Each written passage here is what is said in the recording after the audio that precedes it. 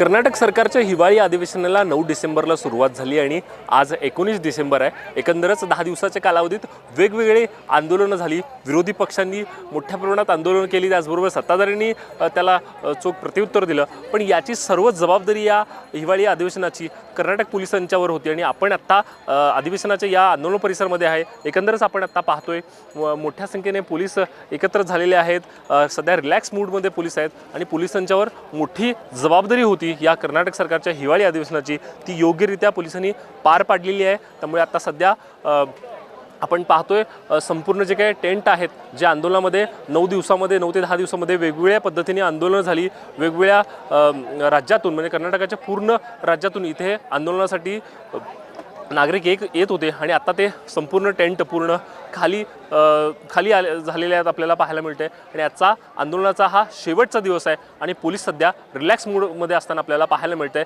शेवटी जाताना हा एकच प्रश्न उद्भवतोय, वेगवेगळी आंदोलनं झाली, या आंदोलनाची दखल सरकार घेऊ द्या आणि यापुढे आंदोलन करण्याची गरज भासणार नाही, असं नागरिकांमधून चर्चा होताना आपल्याला पाहायला मिळते। कॅमेरा पर्सन निलेश मोरेसह विजय निंबाळकर, तरुण भारत न्यूज।